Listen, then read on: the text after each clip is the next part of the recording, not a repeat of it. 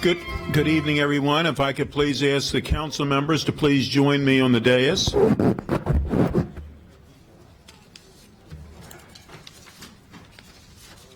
This is a public hearing on zoning text amendment 20-01, solar collection system, agricultural reserve zone standards.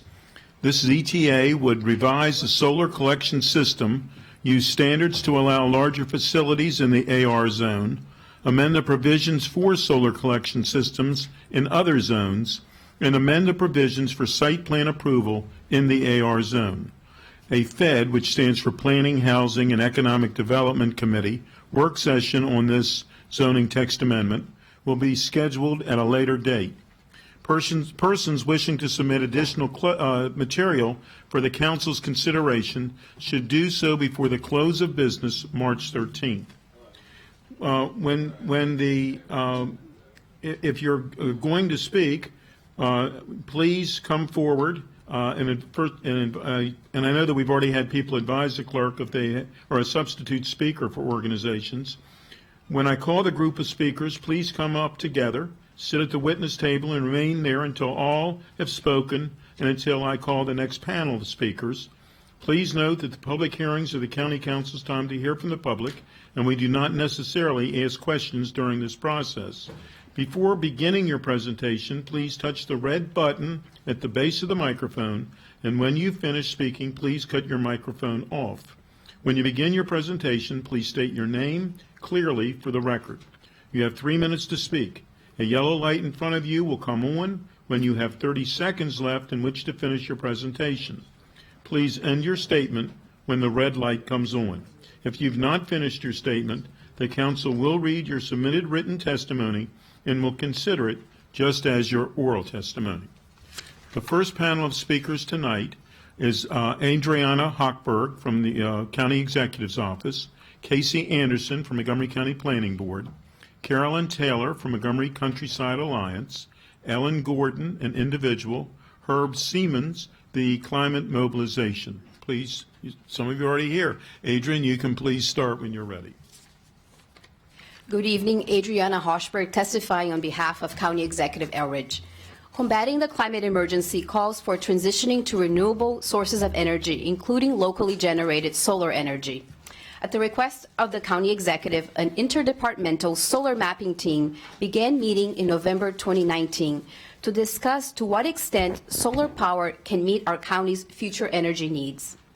We looked at how much solar has already been installed, how much electricity the county would need to meet 3 different scenarios of fossil fuel replacement, and how each scenario would translate to acreage needed for solar installations.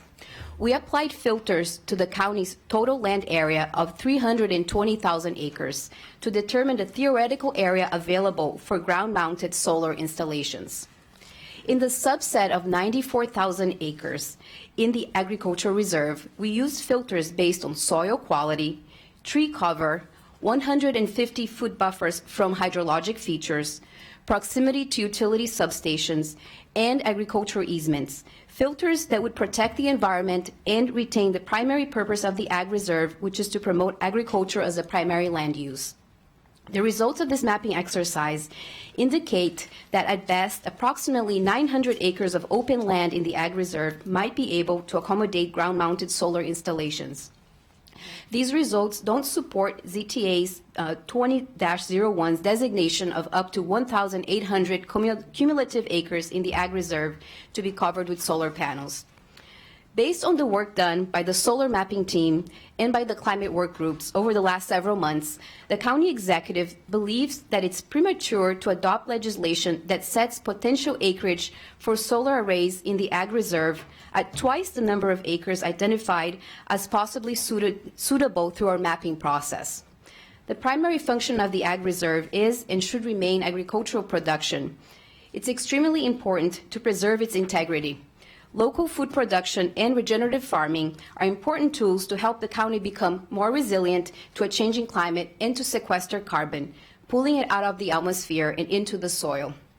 In conclusion, while it is reasonable to expect that all parts of the county should contribute to local solar generation, we should avoid placing solar panels on productive agricultural soils. To the extent that solar is sited within the ag reserve, it should be limited to unused land that is not productive and falls outside of the other filters identified by the solar mapping team. The county will be well served if our approach to solar generation is countywide in scope and includes major efforts to reduce energy usage. The county executive asks that you factor in this additional information when considering the changes being proposed in ZTA 20-01. Thank you. Thank you. Next speaker is Casey Anderson. Thank you. I'm Casey Anderson, Chair of the Park and Planning Commission. We support this ZTA, and the Planning Board has suggested some modifications to in part, protect agricultural soil, prime agricultural soil, from uses that would preclude their cultivation or use in agriculture. Although I have to say that my understanding of the mapping exercise that you just heard described assumes every category of potentially arable soil is excluded. I think there are 4 categories, if I'm not mistaken, of agricultural soil. If you were to just exclude prime agricultural soil, as the Planning Board has suggested, I think the footprint available for community solar would be much larger than 900 acres. Moreover, I would say that Adam Ortiz gave a presentation at the Planning Department recently in which he said that the county's analysis had shown they needed several thousand acres to meet the county's Vision Zero goals to accommodate for solar. If we're going to say all but 900 acres of the ag reserve are completely off limits, it's not as though there are thousands of acres of land outside the agriculture reserve to place the solar cell. So I guess I would ask, where, if not in the ag reserve, is there the land available to meet the targets that I think the county executive's staff has identified as necessary to meet the county's climate reduction targets. Having said that, we certainly agree that the primary use of the ag reserve should be for agriculture. The planning staff showed the Planning Board some illustrative examples of where solar has been installed in a way that's compatible with grazing, compatible with cultivation of crops. We agree that there should be some limitations on use of solar on prime agricultural soils, on steep slopes and other places where it may be environmentally inappropriate or unduly burdensome or interfere with agriculture. But we certainly think that there's a lot of room, literally and figuratively, to accommodate more solar all over the county, but we don't believe that you can exclude all but the unarable land in the ag reserve if we're going to meet our climate reduction targets. The last thing I would say is the Planning Board suggests that some of the issues that have been raised about interfering with view sheds or compatibility with other uses in the ag reserve can be accommodated as site plan issues with some development standards that allow the board to make determinations about when somebody should have screening or fencing to shield the views from the solar farm, or where the use might otherwise be incompatible with what's going on around it. Thank you. Thank you. Next is Caroline Taylor. Thank you. I'm glad to be here this evening. I'm here for Montgomery Countryside Alliance. We reject the assertion that the reserve is not doing its part towards climate change adaptation and mitigation. The stated premise that our protected farmland and open space must give way right now to an industrial use because of urgency and in the absence of a comprehensive plan is deeply flawed. The record holds strong evidence from stakeholders, including members of the county's climate change working group, that provide basis for this assertion. I'm not here to argue against the advancement of renewable energy. I'm here to fend for the reserve in this 40th year and its integral role that it will play in the resilience of our region. We're keen on working collaboratively and bravely as we meet this, our greatest challenge. As we debate this issue, here are some facts to keep in mind. The U.S. is losing 3 acres of productive farmland every minute of every day. Maryland is losing 100 acres of farmland to salt marsh conversion annually. The greatest barrier for farmers, both new and expanding, is access to affordable farm acreage. Those farm acres that have historically fed our country, the Midwest, South, West, will continue to be hit hard by the effects of climate change, shifting the burden of production to other regions, including ours. To meet the needs of projected U.S. population growth, farmers will need to produce 35% more food in the decades to come. The ZTA at minimum preempts the work of the county's climate planning process that officially commenced in July 2019 and whose findings have now been released. It preempts the creation of a collaboratively established framework within which policies will be crafted and deployed. Smart policies should wisely heed the guidance of the United Nations Intergovernmental Panel on Climate Change report released last year by providing an overarching plan guided by food and fiber security, basing its provisions and implementation on science-based framework that uplifts rural America, both its economic and ecological resilience into the future. Montgomery Countryside Alliance and partners, including Sugarloaf Citizens Association, are doing our part with programs such as Relief, LandLink, educational outreach and resources for new and expanding producers seeking to engage in regenerative and sustainable farming and landscape practices. Our producers are knowledgeable. Our stakeholders have much to offer in understanding how we best advantage the reserve. Please listen, collaborate. The daunting task before us is a marathon. It is not a sprint. And for our region to have we have heightened hope in the form of a plan, a national model that preserves a vital landscape for food and fiber production and the protection of the natural world that sustains us. Thank you. Thank you. Ellen Gordon.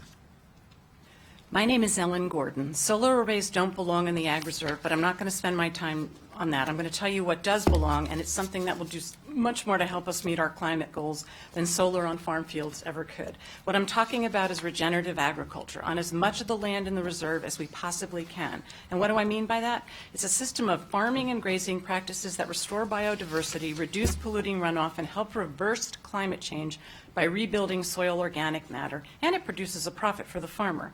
This is how it works. That carbon dioxide, that's a huge part of our climate crisis, pull it into the ground, put plants to work for you, and it's no longer a problem, it's a solution because plants need carbon to grow.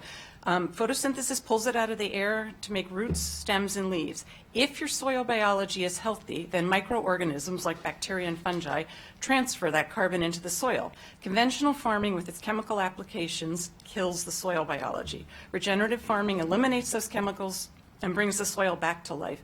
Those living bacteria and fungi create an underground carbon highway that pulls carbon deeper into the soil, and some of it never returns in the atmosphere. I'm talking about a style of farming that's multi-tiered, trees, pollinator crops, multi-species grazing.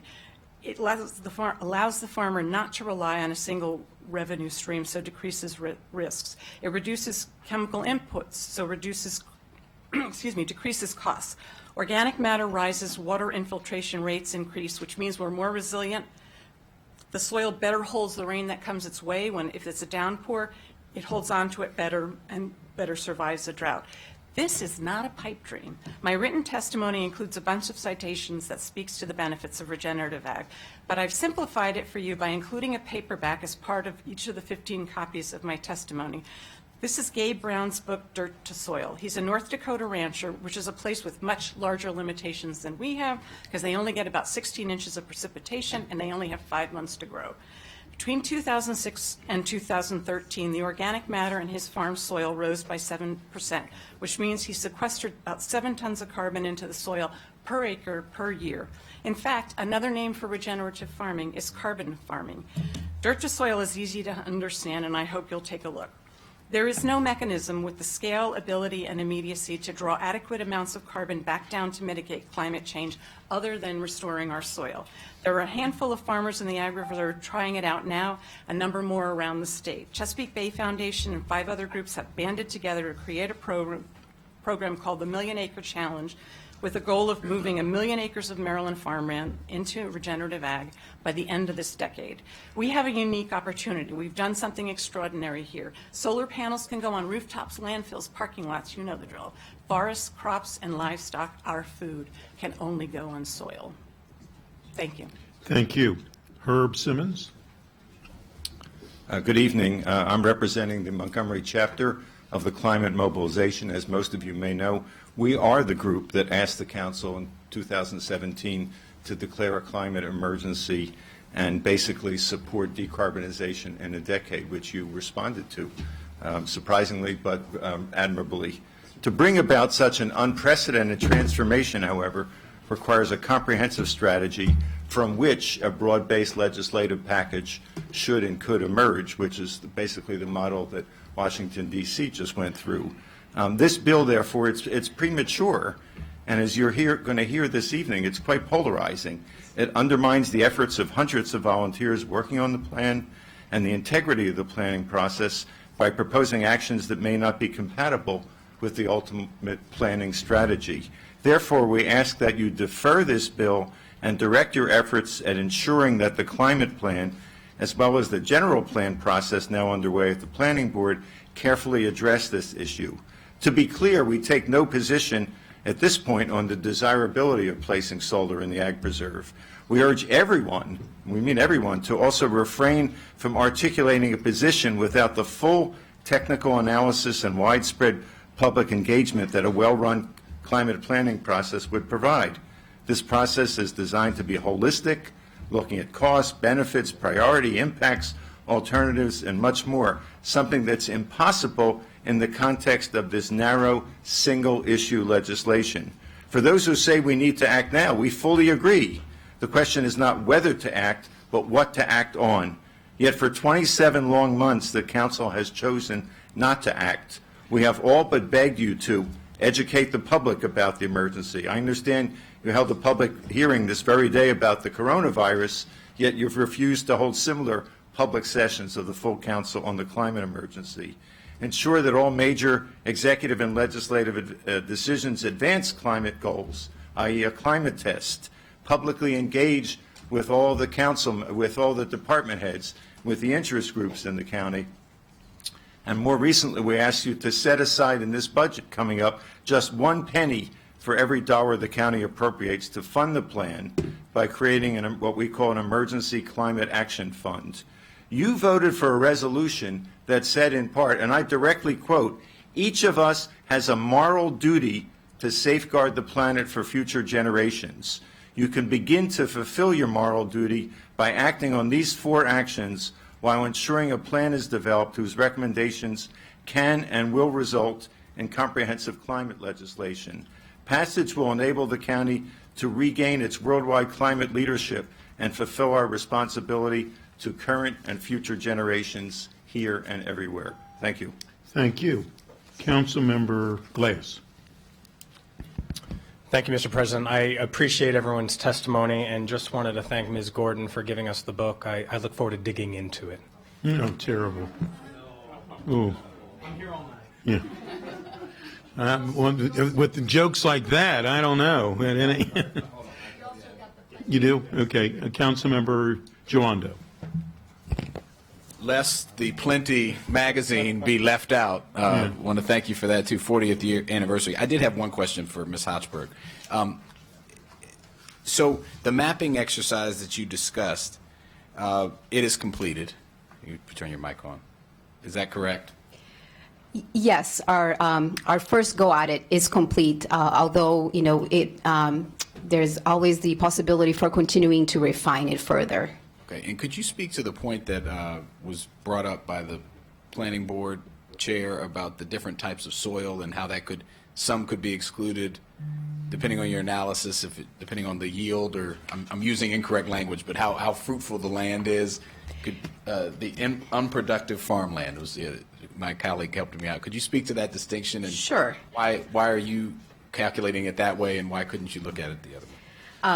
So my understanding is that there are 7 different classes of soil quality, 1 through 7, with the most productive being soil qualities 1, 2, and 3. And so we therefore excluded soils of quality 1, 2, and 3 from the acreage to be considered for solar siting within the Ag Reserve. And that left you with the number of how many that you quoted here? That left us with 900 acres. That is in 4 through 7. Correct. Okay. All right. Thank you. Thank you. Councilmember Reamer. Well, thank you. Appreciated the testimony. The mapping exercise that you did involves a series of choices that rule out more and more and more land. So you start with a 100,000 acre ag reserve, and you ended up with 900 acres that you said would be compatible But of course, that 900 acres is actually composed of very small little gardens inside of larger farms. So there's no farm that is 300 acres or 10 to 12 acres.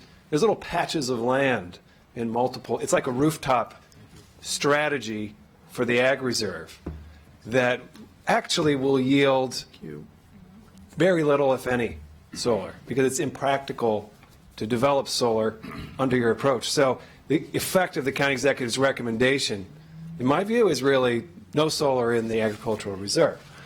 That is incompatible with the Maryland framework for how we are going to transform the grid to clean renewable. We all need to think, and Herb, I'm really frankly disappointed in your testimony. You came and said, up until now you've said, you should have been acting yesterday, and now you've come and said, wait. It's a surprise. It's a surprise. But no, I get my chance. We all have to think about how to transform the energy grid as a whole. We are accustomed to thinking about solar as a rooftop solution. That's what we're accustomed to for decades. As we have all seen solar grow, we think of it as one rooftop at a time. We have to transition to thinking about how the whole energy grid in Maryland can transition to clean energy. And the governor's task force showed that a huge share of it, tens of thousands of acres, has to come from agricultural land. There is no other way to transform the grid. And so what I'm proposing is a measured way for the county to do its share within that framework to transform the grid. It's really simple, and I appreciate my colleagues' consideration. Thank you very much, and there's no other questions. Thank you. The next panel is Robert Sissel from the Montgomery County Agriculture Producers, Robert Jaworkowski, Rustic Roads Advisory Committee, Tina Schneider, an individual, and Lauren Greenberger from the Sugarloaf Citizens Association.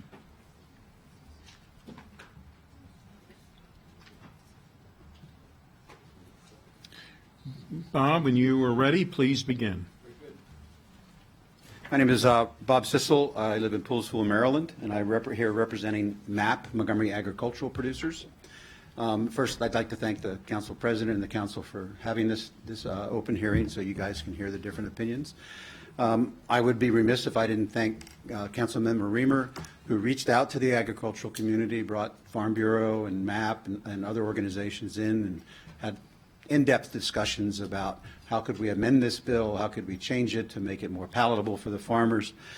So I thank you, Hans and Tommy, who I'm sure, hey Tom, really worked hard with us. When it came down to, and you have my written testimony, I'm not going to read it into you, I'm just going to speak off the cuff.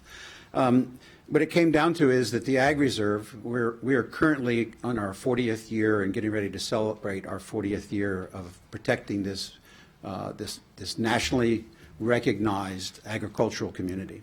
And what I see is 3 years ago there was a ZTA that allowed 2 megawatt systems outside the Ag Reserve, and there's nothing been done. There's 2 that are potential that might happen, but that really is not moving forward. And I can understand where Councilmember Reamer would say, gosh, we better get on this. We got to start doing something. But the fact is our agricultural producers look at the council and say, why aren't you guys doing a better job outside the Ag Reserve? Why isn't there solar on all the high schools? Why doesn't the 3 campuses of Montgomery College have solar on the parking lots? I brought a friend of mine into a meeting with the county executive and also with his task force. They did a community college over near Annapolis. That school's not buying electricity now. And they did the entire parking lot in the building. So we look at it and as farmers and say, we need you folks to do a better job outside the reserve before you start coming to the reserve. We understand that it's a quick fix. We understand 1,800 acres can happen quickly and less expensive than it costs down county. The problem is there's no more soil being made. So every time we lose soil to a commercial venture, and this is what this would be, a community solar 2 megawatt system takes about 12 acres. That would be reclassified and taxed as a commercial operation on a farm. I don't have a lot of other time, but I want to tell you, we want to continue to work with you. We understand that at some point the Ag Reserve will have a role in this. We just think it's premature to put it forefront in the development of alternative energies instead of getting 30, 40, 50% of your goals down county first, and then look at the Ag Reserve to help. We're here. Any questions? We want to work with you guys. Thank you very much. Robert Twarkowski. Was that close? Very good, Mr. Cass. I appreciate it. You must be Polish. There you go. All right. Good evening. I'm Robert Twarkowski. I'm the current chair of the Rustic Road Advisory Committee, and thank you for the opportunity to speak to you regarding this matter. My family and I do live on a rustic road, Bachelor's Forest Road, and I'm also one of the 7 citizens members of the Rustic Road Advisory Committee. Under code, one of our appointed tasks is to advise you, the county executive, and the planning board on matters affecting rustic roads, and I'm here tonight to present the committee's views on the proposed ZT 2001. Rustic roads are historic and scenic roadways that reflect the agricultural character and rural origins of our county. The Rustic Roads program was first envisioned in the 1980s in response to the community's concerns about losing our unique historic roads, and it was established in county code in 1993. Currently, we have 99 roads preserved in the program, and there are 20 that are being nominated or are under consideration for addition to the program as part of the updated to the Rustic Roads Functional Master Plan. Our rustic roads are slow, narrow, character-filled, beautiful, and inspiring places that are integral to the sense of history and our ag reserve. They are loved by the residents and farmers living on them and by visitors hiking, biking, and driving along them. Rustic roads are increasingly recognized as economical, valuable assets for recreation, heritage tourism, and agritourism. For example, they are listed as a Montgomery County resource in the Maryland Heritage Areas Program. A 2018 Economic Impact Report found that Maryland Heritage Areas have generated $19.8 million in state and local taxes and created over 3,000 jobs. 9 of these rustic roads lead to the C&O Canal National Historic Park. In 2018, 4.4 million visitors spent an estimated $84 million in the local gateway regions while visiting that park. With our growing agritourism sector and heritage tourism efforts, the economic value of our unique rustic roads, which lead to and establish the context of these venues, is significant and growing. Regarding the proposed ZTA, our committee members recognize the need for an aggressive program to reduce atmospheric carbon, and we support the Council's overall vision to reduce carbon emissions. Since the county's climate action plan is currently being drafted, we support tabling the proposed ZTA until that plan is completed later this year and can provide better, broader guidance. However, in the event that the ZTA moves forward first, we're including our recommendations, which we presented in our written response of what we propose in the wording. To address this gap and ensure that these valuable assets continue to be protected, we recommend the following language. And by adding these provisions, we believe that the historic, scenic, and economic value. Thank you very much. We will read the rest of your testimony. All right. Well, thank you. Thank you. Tina Schneider.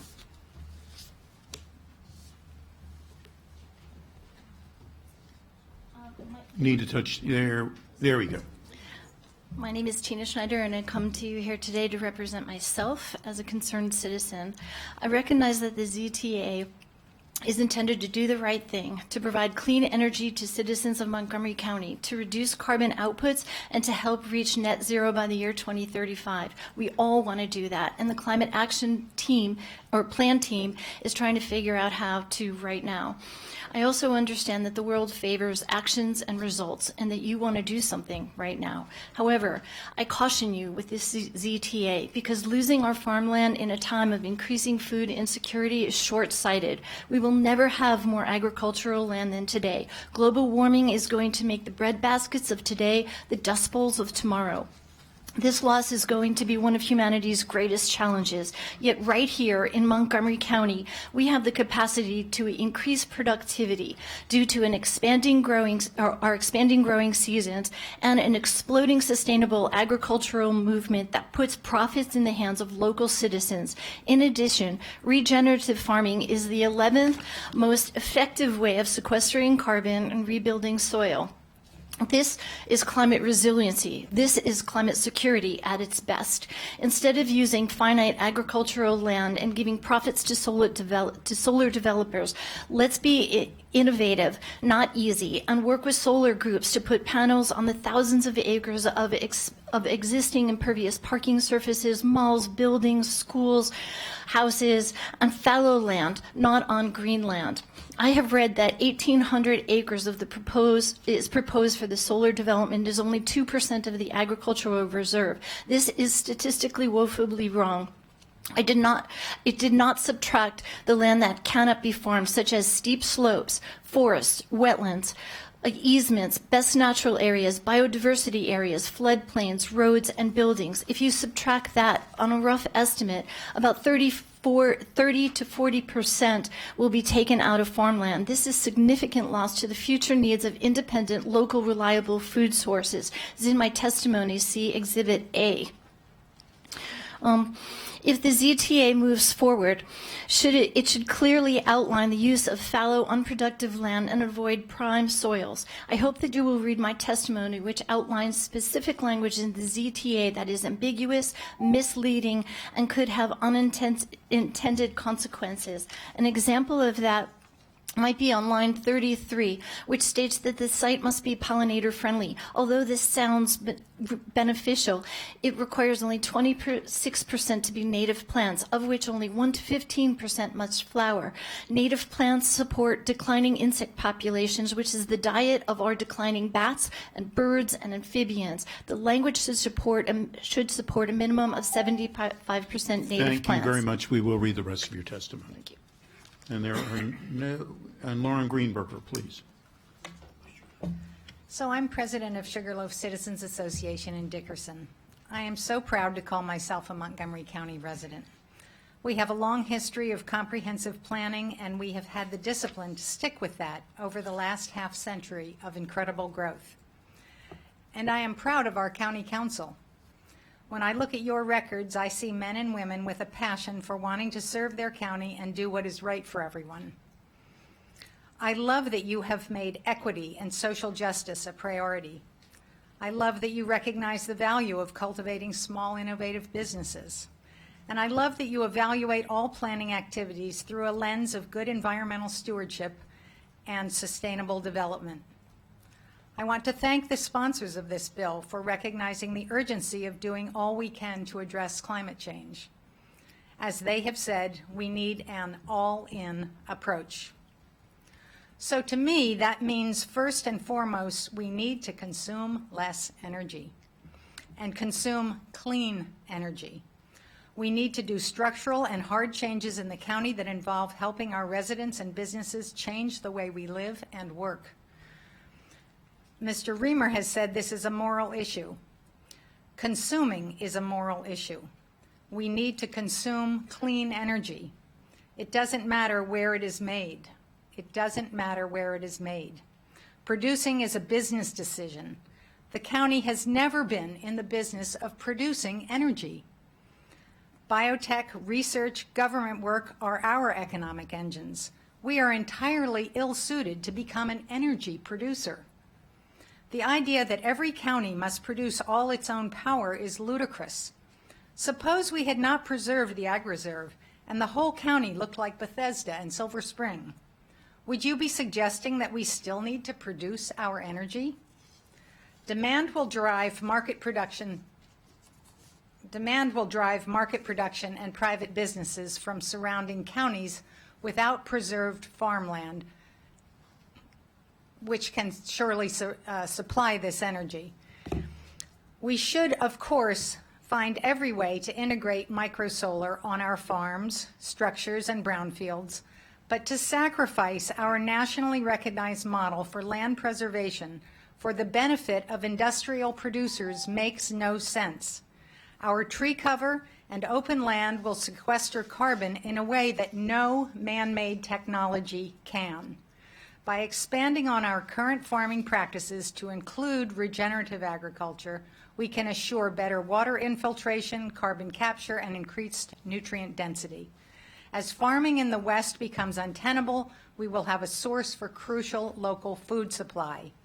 UN climate models show the Mid-Atlantic as an area that will be viable for farming. Thank you very much. We'll read the rest of longest. your testimony. Thank you. Thank you. And there, Councilmember Reamer. Just a very quick comment. We have a coal power plant in Dickerson, Yes, we in the do. Ag Reserve. And I actually agree, it's not well-suited, although it is well-used as a power generation location. It operates The best at way to shut 3% down the right coal now. generation facility in Dickerson is to allow a targeted use of solar also in Dickerson. One would be much better than the other. All right. Thank you very much. There's no other questions of this panel. Thank you. The next panel is Douglas Butcher, who's an individual, Joyce Breener, Poolsville Green Incorporated, Karen Lefkowitz, an individual, Thomas Matsey, Clean Choice Energy, Jack Kopis, an individual, and Francis Uhas, Turning Point Energy. Mr. Butcher, when you are ready, please begin. Good evening. My name is Doug Boucher. I retired 2 years ago as Director of Climate Research for the Union of Concerned Scientists. My wife Charlotte and I have lived on the family farm in Dickerson for 23 years, and I'm also proud board member of Poolsville Green. Tonight I'm here to ask you to allow those of us living in the reserve to work with others to create community solar farms. As you know, the ZTA limits the size of solar farms to about 10 acres compared to an average farm size in Montgomery County of 117 acres. But even though the area would be small, the benefit to landowners would be great. My wife and I know some details about this because we negotiated an option 2 years ago to lease some of our land for community solar. Its provisions included that the developer would completely restore the land to its original condition at the end of the 20-year lease. The developer would pay all increase in taxes due to the solar farm being established, and the lease payment would be $1,200 per acre per year. That compares to $140 per acre that we get from renting the same land for crops. So we'd make 8.5 times as much per acre. So the 10 acres in solar would double the revenue on our 77-acre farm. Additionally, it would reduce erosion and nutrient runoff, improve the habitat for pollinators and birds, and eliminate the need for fertilizer inputs and the traffic of farm machinery. I should also mention that it's misplaced to worry about a land rush driving up prices for those farmers who rent. It's only 1,800 acres in total, and the county's farms total 66,000 acres. But the most important reason for community solar is that we need it to accomplish the county's urgent climate goals. The National Renewable Energy Lab has shown that only 38.7% of Maryland's current electricity consumption would be met even if we had solar panels on every single building and structure in the state. And that's just our current use. That doesn't include the major increases in electricity that will need to become carbon neutral. So we'll need solar on the ground. Could that just be on the ground in the urban and suburban parts of the county? In our parks, our playgrounds, our ball fields, our lawns, and our gardens? That's a bad idea, but it also would be totally inadequate. And that's shown by the disappointing results of the ZTA you passed 2 years ago, allowing community solar in the rest of the county, but not in the Ag Reserve. Clearly, that hasn't worked. Finally, I want to say something about environmental justice. We need community solar in the Ag Reserve so that everyone in the county, not just the minority of homeowners who can put it on their roofs, can benefit from it. We have a lot of sunlight in the Ag Reserve, and many of us want to share it with our fellow citizens. And they want it too, as shown by the Washington Post poll last fall that asked, would you support or oppose the construction of a solar panel farm on a large piece of land within a mile of where you live? Thank you very much. We will read the rest of your testimony. Now, Joyce Briner. Thank you. Yes, Joyce Briner. Council President Katz and members of the council, I come to you on behalf of Poolsville Green Incorporated, a small, all-volunteer nonprofit whose mission is to educate the greater community about sustainable living practices, specifically energy and water. Poolsville Green supports zoning text amendment 2001 and urges you to approve it with modifications. Some facts. By 2030, the global demand of energy will increase by 50%. 2, the best projections indicate we have about 128 months to get emissions controlled to avoid the worst effects of climate change. Every month of inaction is costly. 3, by far, our two largest contributors to GHGs are energy and transportation. The necessary electrification of transportation will require more energy generated by renewables. Some considerations. 1, community solar carve-outs for low-income residents. 2, state law encourages co-location of ag and solar. 3, residents in Poolsville, Dickerson, Barnesville, Clarksburg, Damascus, and others in most of the Ag Reserve can only join community solar projects in the Potomac-Edison area. Montgomery County should not expect other counties to fill this need. The 120% issue, this accessory solar limitation needs to match the state standard of 200%. System height considerations to accommodate varied installation types. See my written testimony. Resilience planning. Montgomery County may want to consider ways essential services can continue to operate in an extended emergency. The ZTA can jumpstart that thinking. The ZTA has a role in 1, helping replace energy generation lost when the Dickerson incinerator is shuttered. 2, increasing much-needed pollinator habitat on a huge scale where it is needed most in the Ag Reserve. 3, meeting needs that urban and rooftop solar cannot. 4, addressing climate urgency. See my full written testimony again. I believe the ZTA is locally the first of many hard, even unimaginable choices facing us individually and as a society as we address the climate crisis this decade. Our warming planet will not wait for us to study, invent, and test while seeking perfect solutions. We must use the tools we have, do the best we can, and adapt and mitigate along the way. When Greta Thunberg says our house is on fire, I don't want your hope, I want you to panic. She's talking to me and you and everyone in this room and beyond. Please see details. There's more in my written testimony, and I thank you for this opportunity. Thank you. Karen Lefkowitz. Council President Katz and members of the council, good evening. My name is Karen Lefkowitz. I'm here speaking as a resident of Rockville, a member of the board of Poolsville Green, and a retired executive of Pepco Holdings, where in my last position as Vice President of Utility for the Future, among other things, I was focused on finding ways to increase renewables on the grid and electric vehicle use. I'm very pleased that the Planning Board has proposed zoning text amendment 21 related to the limited development of community solar in the Ag Reserve. I believe this step is essential if we are to reach the important goal established by this council of reaching 80% reduction in carbon emissions by 2027 and 100% by 2035. I know we are all well aware of how challenging it's going to be to reach those goals. However, I am concerned about the combined effects of the limitations that have been proposed. I laud and agree with the Planning Board's efforts to strike a balance between solar development and the restrictions of land use for agriculture only, but I am concerned that some of the restrictions may have gone too far. Any community solar development must be cost effective for it to go forward. And one of the most significant costs in solar farm development is the interconnection to the electric grid. The solar developer bears that cost, and the further away from an existing feeder, the more expensive the interconnection. The ability of any given feeder on the electric grid to include new solar energy depends on the hosting capacity of that feeder. Solar arrays of under 2 megawatts, which is what we're talking about here, would typically be attached to distribution feeders, which are most often run alongside existing roadways. The very large transmission towers at feeders located on those towers are generally only needed for considerably larger arrays. Most of the Ag Reserve is located within the Potomac-Edison franchise area, and without access to their detailed maps, it isn't possible to know what capacity remains on existing feeders.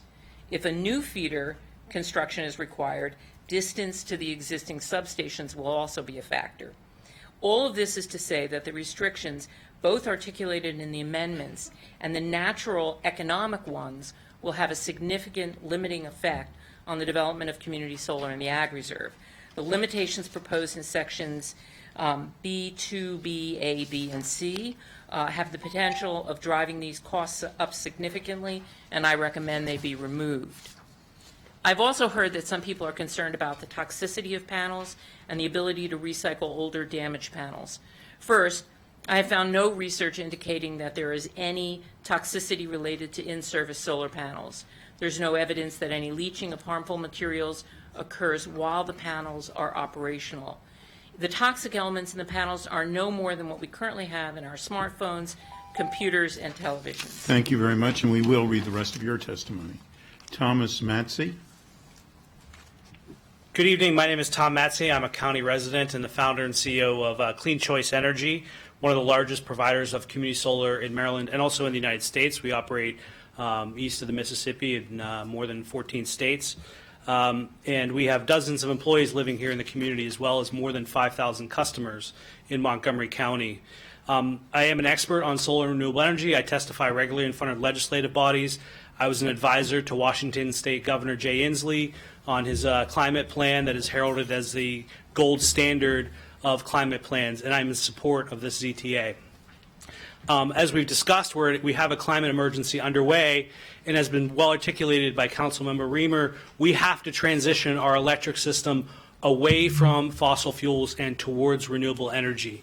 The ways that we know how to do that today include building solar fields, wind farms, offshore wind, hydroelectricity, and some other more esoteric forms of renewable energy generation.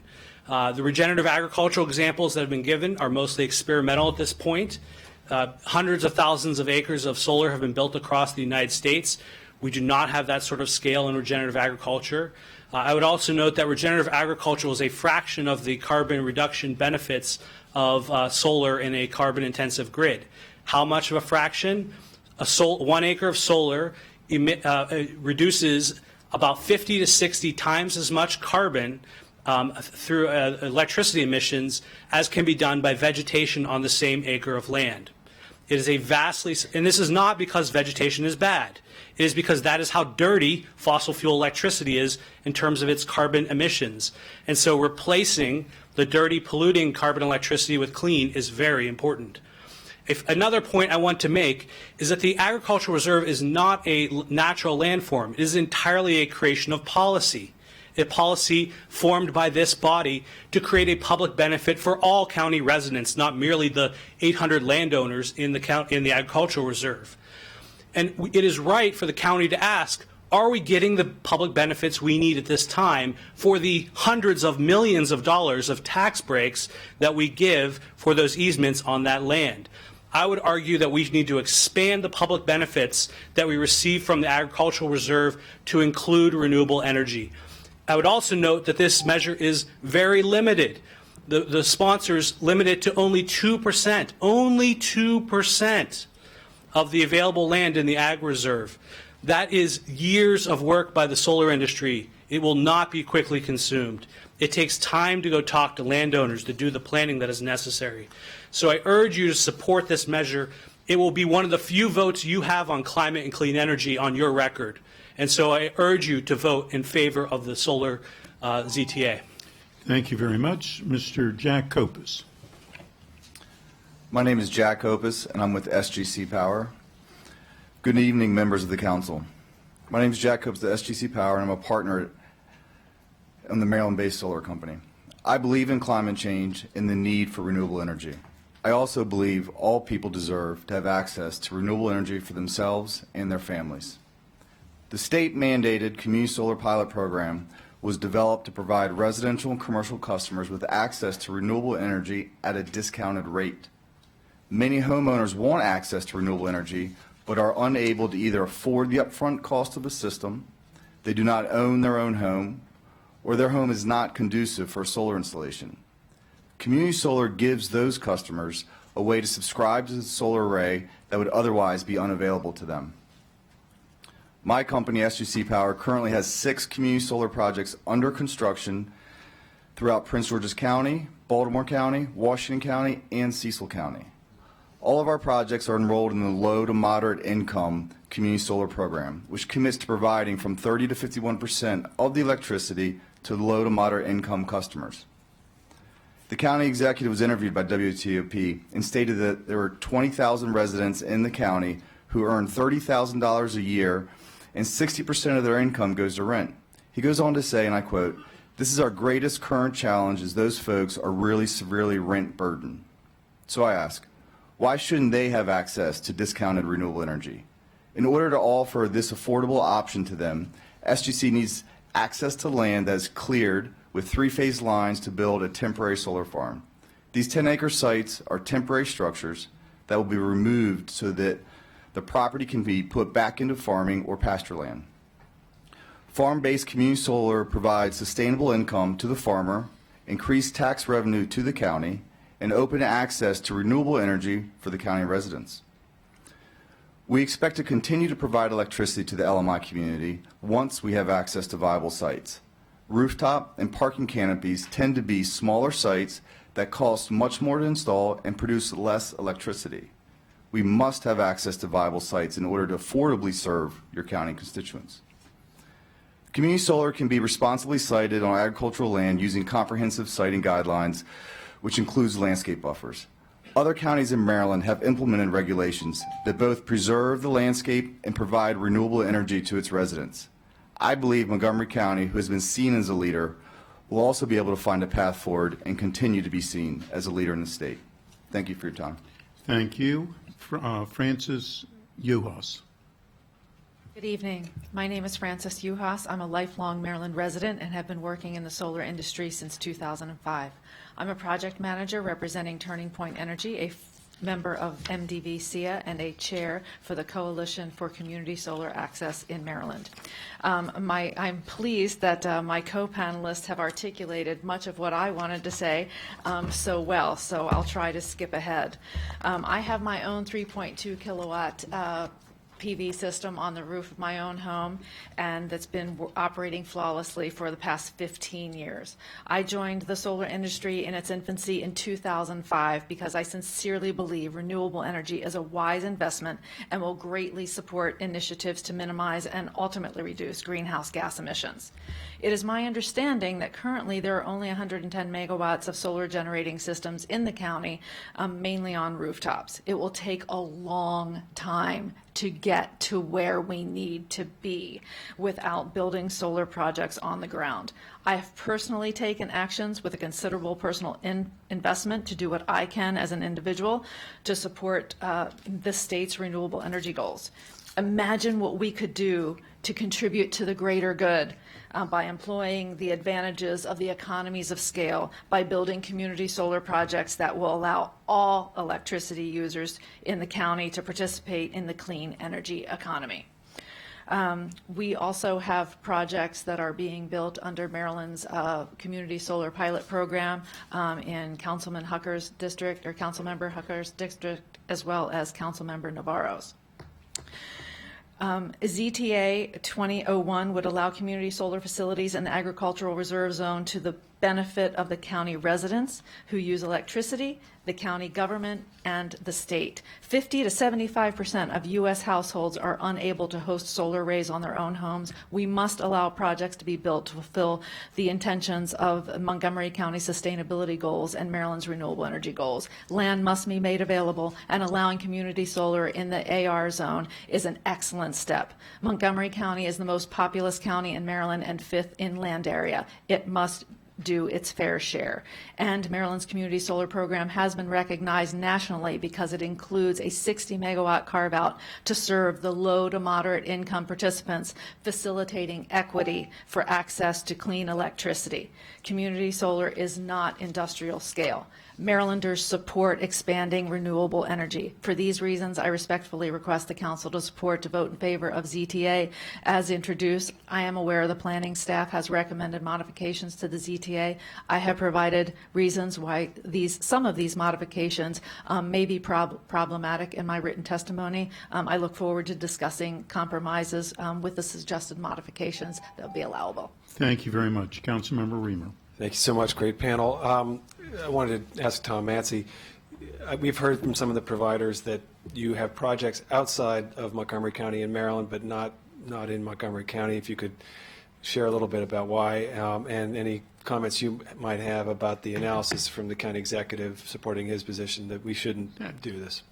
Yeah, thank you. We have projects, as Jack Kopus mentioned, we have similarly have projects in Baltimore County, Howard County, Anne Arundel County, Prince George's County. We have no projects in Montgomery County because we have a policy hangover here from a prior decision that was made about certain uses.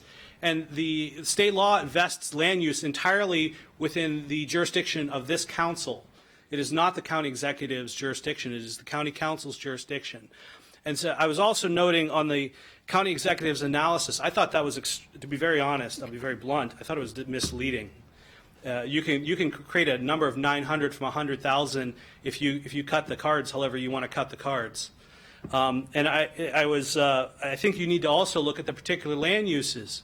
Not all forms of agriculture are climate beneficial. We have industrial agriculture, soybean, corn, wheat, sod.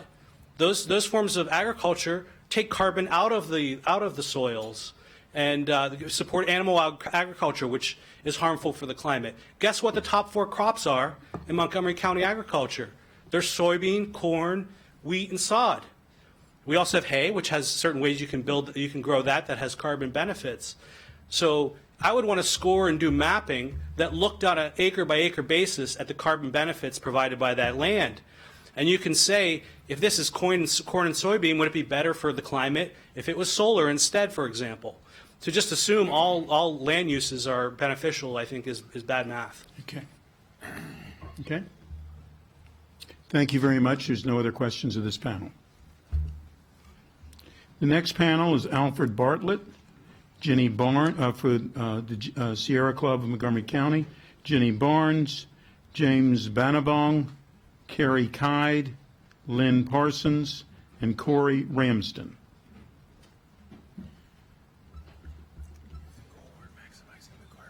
Hmm? Well.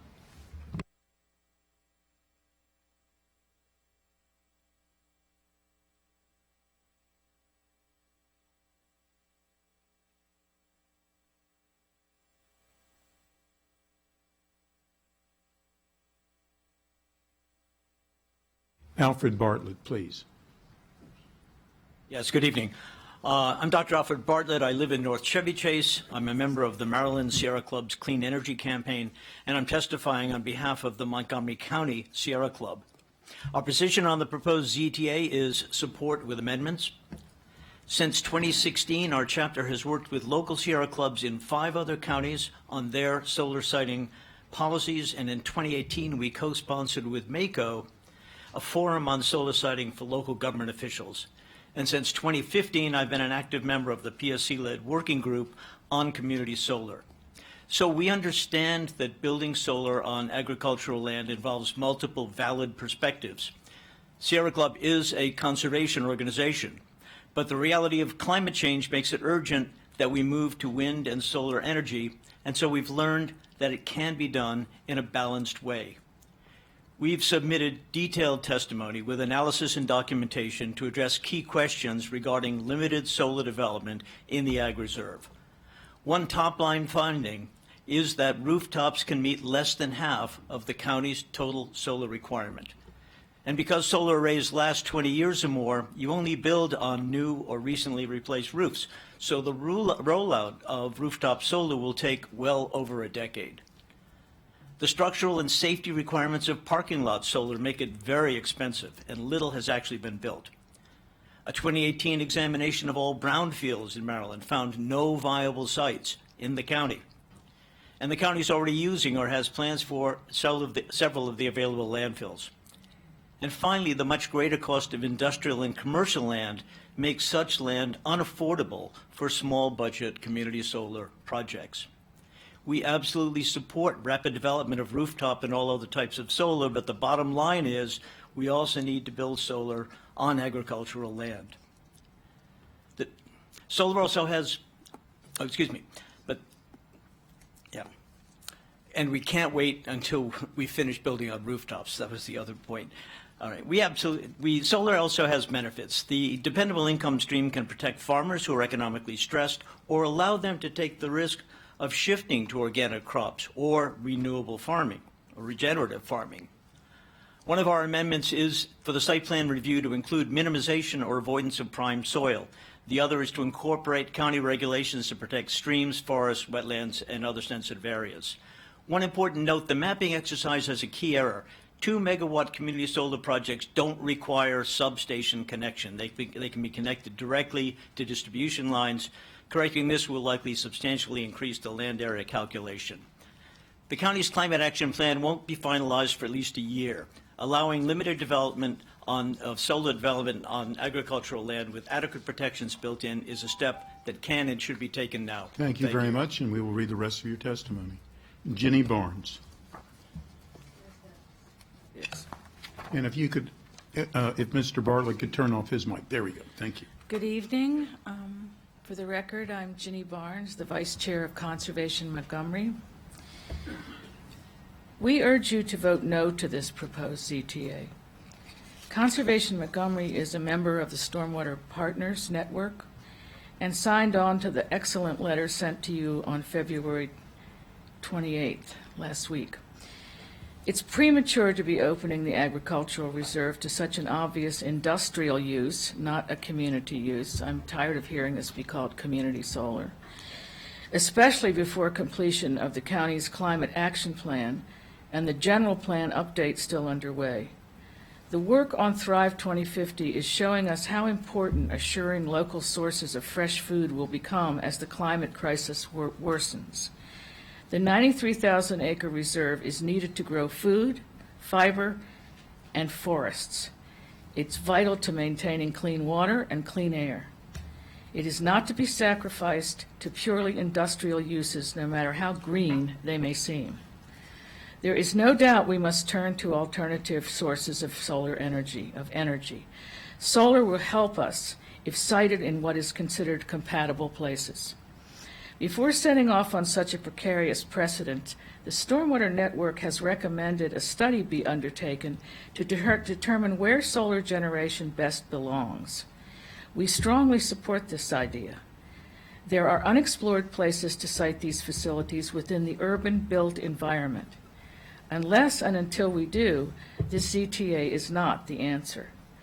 Conservation Montgomery has confidence that the best approach is a measured study of what works best for a county which has shown the vision to protect farmland and made it a priority to keep it as such. We urge the County Council to slow down and back off of this proposal. The unintended consequences far outweigh moving forward with unnecessary haste. And I would also point out that the Stormwater Partners letter pointed out that there is a study. There is a document from the proceedings of the National Academy of Sciences which does talk about what constitutes compatible places. We have not, as was said earlier tonight, we have not yet explored those places, nor have we built solar in those places. We need to do that first, and we need to slow down. Thank you. Thank you. James Bonavon. Yes. My name is James Bonavon. I'm a landowner in Germantown, in the 9 Eden Grass Court, Germantown. I'm here to support the clean and renewable energy, and I'm on for that since our community needed this clean solar, renewable, and I'm on for it. Thank you. Thank you very much. Carrie Kide. Carrie Kide. Yes. I'm here. Hi, I'm Curry Kide. I'm a plant ecologist and a 34-year landowner resident of the Up County. On this issue, I speak as an educated voter, an increasingly anxious, worried, and yes, angry global citizen. The 2018 Forest Conservation Program annual report shows that 36% of the ag reserve is forested, roughly 33,500 acres. If we wanted to achieve greater rates of carbon savings, we could give up agriculture and just forest the rest of it, 60,000 acres, and sequester huge amounts of carbon. But even forests doing the best job they can do, sequestering carbon, manage to save about 3 tons of CO2 equivalent per acre per year. In contrast, solar energy production provides 206 tons, or over 200 tons, carbon equivalent per acre per year, almost 2 orders of magnitude more. The carbon sequestration potential of reforestation is higher than that of any of the ag sequestration alternatives, although those alternatives are all, those conservation methods are highly preferable to conventional farming. Grain farms comprised 70% of the cropland in the county. We have twice as many horses as we have cows. Hay production has increased in direct proportion to their number. I raise this merely to point out that the equine industry is a major and growing component of the county's ag sector, that land removed from crop production to house community solar would not, as some have suggested, compromise food security by removing acreage that directly feeds people. In fact, almost all the corn and soybeans, the 2 main ag reserve crops, go to feed livestock and bioethanol. Okay, there's some energy there, but only about 1% of the food we eat comes from Montgomery County. I get my power from Tom's company through the RECs that he buys. Since enrolling, I've prevented almost 68,000 pounds of carbon pollution. My 100% wind-generated electricity comes the same way all community power comes, through the grid, but it comes from the closest wind farm, which is in Allegheny County. We're about to switch to 100% solar, which will cost us a few more cents per kilowatt hour, but like $5 on my electric bill. I'd like to be able to say my power is coming from my county. Climate change is real and occurring as we speak. We've got to mobilize quickly in every way possible to require strict energy conservation, sequester carbon, and transfer to a carbon-free production system. And everybody needs to share this responsibility. It's unacceptable to say, yeah, we switched to renewable energy, but somebody else has to build it, and somebody has to do it somewhere else. The Ag Reserve is uniquely positioned to be this space. Thank you. Thank you. Lynn Parsons. I'm Lynn Parsons, Bethesda resident, and as a lifelong resident of Montgomery County, a 30-year employee of an international conservation organization, a member of the Maryland Native Plant Society, a Montgomery County weed warrior, and passionate activist for the welfare of the earth, I view the county's agricultural reserve as an indispensable county resource that deserves perpetual protection.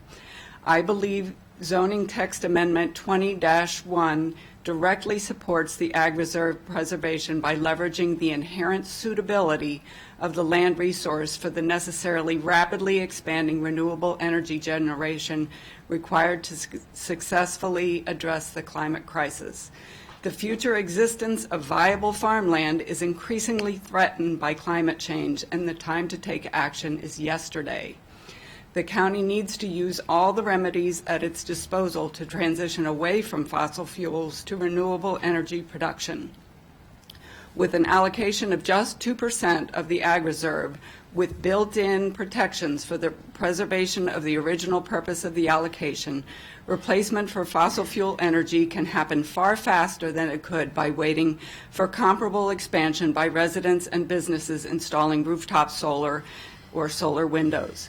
By co-locating a carbon emission solution with the activities that accomplish carbon sequestration and that are consistent or in support of the original intent of the reserve, we are maximizing the benefits of that unique resource to solve the existential problem of our time. If 40% of the carbon emissions in this county are coming from transportation, we need a source of clean energy to power the new carbon emission-free transportation. After several years of effort, Maryland legislature may join Virginia this year in passing a right-to-charge bill that allows residents of HOAs and condominiums the ability to install charging for electric vehicles at their homes. The potential is there to replace many more fossil fuel emitting vehicles with emission-free EVs, but only if the renewable energy is there to supply them. If solar expansion can be accomplished at similar scale and pace outside the reserve to what can be done on 10-acre parcels inside the reserve, it should be done in addition. Our county leadership openly admits that net zero goals, no matter how necessary, are extremely ambitious goals and require aggressive action. This action appears to be one that will be of minimal burden and has a multitude of benefit. I support the intent of ZTA 20-1 and hope the county will pass this amendment. Thank you. Thank you. Corey Ramsden. Thank you for the opportunity to speak. Our position is supporting ZTA 2001 with amendment. So my name is Corey Ramsden. I'm the Vice President for Go Solar Programs at Solar United Neighbors, which is a nonprofit. I've included some additional material, which I'm not going to read here, but I will say just in summary, we've helped about 350 residential homeowners in Montgomery County install solar through our programs, and we're proud of that work, but it's not enough because we're committed to making sure everyone has direct access to solar and its benefits, and community solar is one way that happens. As demand for community solar grows, it's important that the siting of such projects follows best practices while respecting the wishes and broad interests of a local community. Well-designed and sited community solar installations can complement agricultural production and preserve much-needed habitat for pollinators and other wildlife. In addition, community solar can provide farmers with a reliable supplemental income source. We really appreciate the ZTA's intent to enable community-scale projects to happen in the agricultural zone in a way that acknowledges where they will be located in the jewel of Montgomery County's land preservation efforts, including requirements for pollinator-friendly habitats or grazing, and limiting the total acreage are important compromises that allow the county to more directly support its own renewable energy goals. We do have some amendments that we'd like to request, though. Number one, and this is not related to the ground-based, but for rooftop, for accessory use, we do recommend changing the allowable system size to 200% of usage from the current 120%. Changing it to 200% would bring it in line with the state's interconnection standards and would be a great way to encourage behind-the-meter direct use of solar for folks who want to expand later on, buy electric vehicles, or whatever the case may be. Number two, we recommend explicitly stating in the language of the ZTA that projects permitted by it will be part of the state's community solar program. By definition, projects in that program are connected to the distribution grid, and the electricity from it is kept local, unlike larger scale transmission projects whose electricity may be generated in the county but sent further afield. This next comment I did not include in my written, but I would like to add it here, which is that in addition to grazing, please consider adding language about other co-farming uses as alternatives to pollinators, so we don't unintentionally limit projects that may want to look for more creative ways to do co-farming with this amendment. Also, 4 comments before I wrap up. The state's pollinator-friendly standard isn't final yet, so some intermediate requirement may be needed to meet the spirit of the pollinator-friendly portions of the ZTA until the standard is ready. 2, the council may want to consider a mechanism that ensures solar installations keep their pollinator-friendly designation throughout their lifespan. We have no specific recommendation here, but we encourage you to work with industry to identify an appropriate way to do this. 3, staff recommended prohibiting solar arrays from having a fence around it.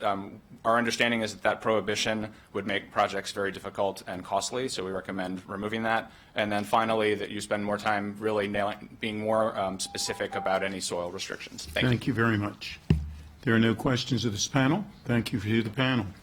Our final panel for this evening is John Schnitzer, an individual, Todd Greenstone, Montgomery County Farm Bureau, Peter James, Crystal Clear Automation, LLC, Stefano Ratti of Charlton Solar, and Jeff Seaman, Bethesda Chevy Chase, Chapter Isaac Walton League.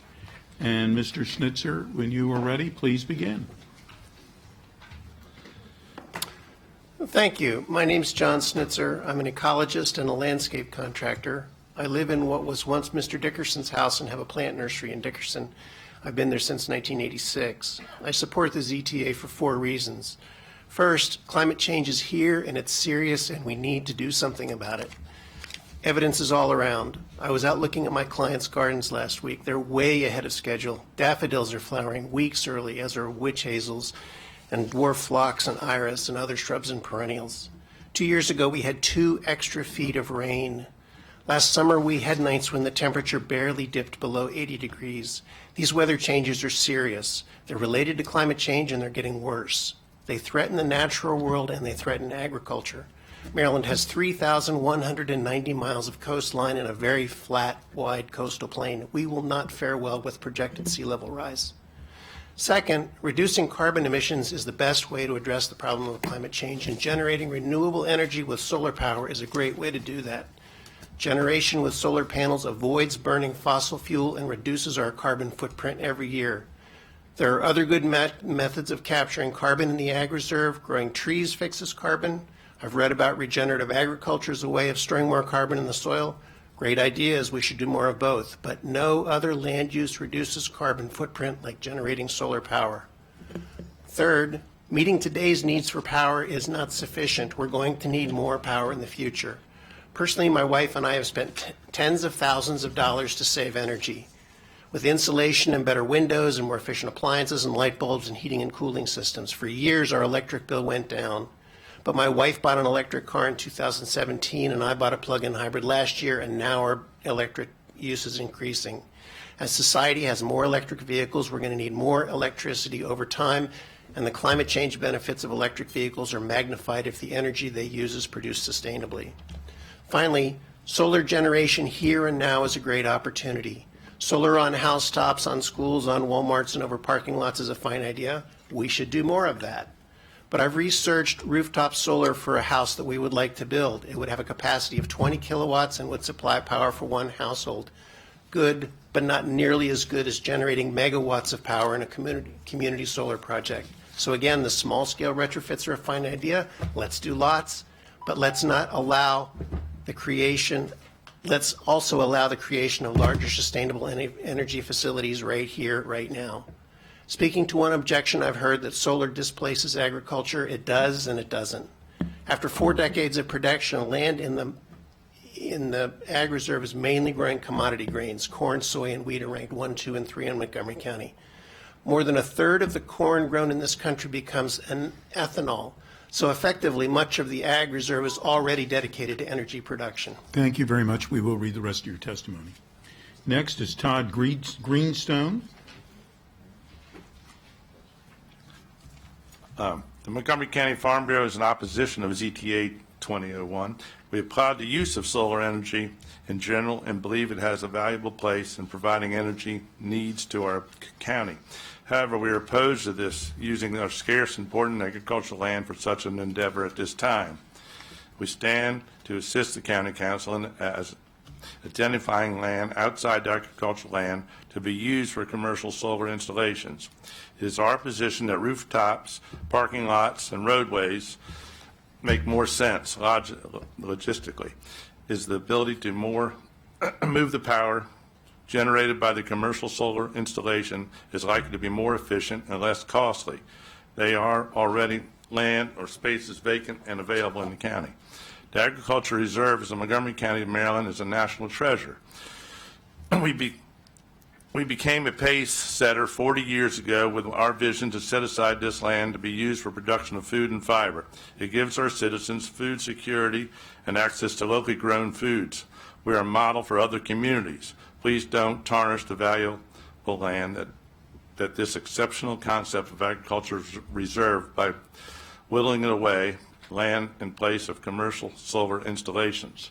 Now I'd like to get off what has been written for me. I'm a farmer here in Montgomery County in Brookville, Maryland. I'm not in the ag reserve. We have 169 acres that we farm. And I also farm about 950 acres, but we farm in Howard, Montgomery, and Baltimore County. And last year, 3 years ago, solar farm came to a farm that was 170 acres in Baltimore County. And they paid the lady $5,200 an acre a year. And I went to pay the rent just recently and talked to the lady, and they've already trying to change their lease to cut down from the 70 acres they took and put this high chain link fence. It's 16 feet high with barbed wire on around the facility. I also did notice it's in Montgomery County. They're not going to strip topsoil, but on her farm they stripped the topsoil. They took a foot off. They didn't change the topography of the land much, but they stripped the topsoil off this particular piece of land that we've been farming. That land will never come back to agriculture in our lifetime, so maybe not for 400 or 500 years. But what they proposed to her, and I want to mention this, and I haven't heard anybody talk about it, apparently just like you saw, things changing. They're putting cylinders in, round cylinders that'll be tall and skinny, and they can use half the land. And I haven't heard it tonight, but it appears to me that somebody needs to look into this. It's BG&E that has that. Maybe he knows the farm out there I'm talking about. It's in Marriottsville. They've already changed the technology on it. So I think we're rushing into this too soon till we talk to more people. And I believe the technology will change very fast. Thank you very much. Thank you. Peter James? Yes. My name is You need to cut on your microphone, please. There we go. Is that it? Yep. Yeah, my name is Peter James. I'm with Crystal Clear Automation. We do ag robots. I developed the hydroponics program at University of D.C. and on our own dime put in 3 hydroponic systems at local Montgomery County schools. I requested the council modify item 1D, which is the 1,800 acre limit in the proposed amendment, and the change would allow up to 30,000 acres or 20 plus gigawatts of solar farms that are co-located with farming activity. The farming activity will produce at least the same gross income as conventional crops grown in the ag reserve. Our company, Crystal Clear Automation, has been asked to modify our existing robotic mowers and weeders to manage vegetation on solar farms for about 6 large solar farm companies with hundreds of solar farms. And then a light bulb went off. I said, well, if we can automate the vegetation management, why not automation for crop cultivation and harvesting as well? And automation can eliminate the pesticide use and synthetic fertilizer use as well. Based on the U.S. per capita numbers of CO2 equivalent emissions and the Maryland's Department of Energy Solar Group's estimate of the acres of solar farms needed to produce a megawatt of electricity, Montgomery County needs 25,000 to 30,000 acres of solar farms to become carbon neutral, eliminating fossil fuels. So that's a big number, and we have the place to put it, and we can actually generate more agricultural income with better environmental results. Since the major objection to solar farms in the ag reserve is the use of prime farmland for non-farming purposes, a solar farm that also produces a cash crop comparable to or better than existing farming operations is a win-win. Commodity crops are grown on a majority of farmed acres in the ag reserve. These crops generate 1,000 to 2,000 per acre per year gross. They're not particularly environmentally friendly. The county's way underestimated the emissions from soils and farming. It's closer to 20 to 30% rather than the few percent that's shown on the county data. There are many low light requirement greens, medicinal herbs like American ginseng, golden seal, black kokesh, and 9,000 other medicinal plants that have a high cash crop value and can be grown under the panels. National Renewable Energy Lab has a program and guidelines for co-locating farming. University of Arizona's Greg Barron Gafford coined the term agrovoltaics and is doing research in this area. I provided information on my submitted letter, and this proposed zoning change, I believe, will effectively meet the county's Thank you very much. We'll read the rest of your testimony. Right, thank you. Next is Stefano Ratti. Thank you. My name is Stefano Ratti. I'm a longtime resident of Montgomery County, and I'm the principal at Shabberton LLC, a small sustainable infrastructure development company founded in 2011 and based in Bethesda. I've personally led the development of numerous renewable energy infrastructure projects over the last 15 years. I urge the county to adopt ZTA 2001. Here are some of the benefits of solar power. Solar power generates clean renewable energy, first of all. 2, solar power is a very good neighbor. It creates no traffic, no noise, no odors or emissions that are associated with typical power plants. 3, solar power is beneficial to the agricultural land. The land remains fallow for 20 plus years, adding nutrients. Then the solar equipment is removed, and the land is well prepared to return to farming in the future. Our solar projects also include the development of a pollinator habitat, which benefits the surrounding areas. 4, solar power supports the local economy. It creates construction and service-related jobs. And finally, solar projects on agricultural land allow farmers who may be struggling financially to supplement their income with lease revenue from a solar installation, as well as continuing to farm.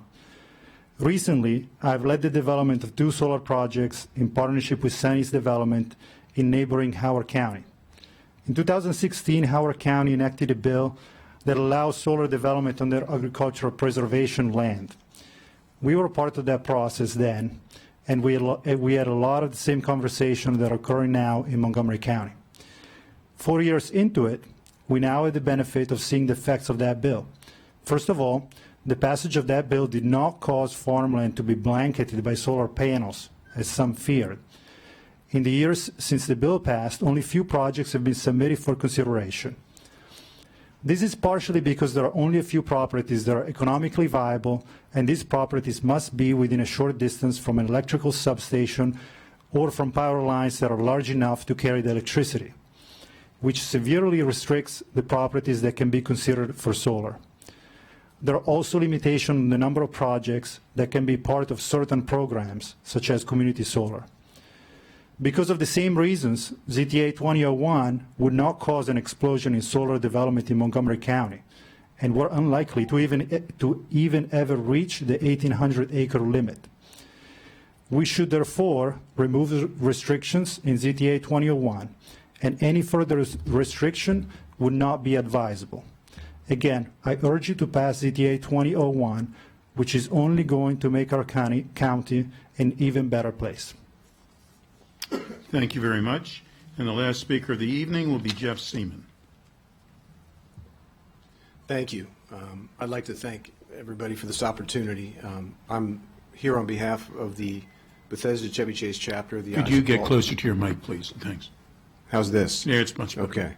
I'm here on behalf of the Bethesda Chevy Chase chapter of the Isaac Walton League of America, which is a conservation organization. We have about 642 acres in the agricultural reserve. Most of it is forested. We also have a conservation farm, and we use regenerative agriculture, and we keep cover crops there.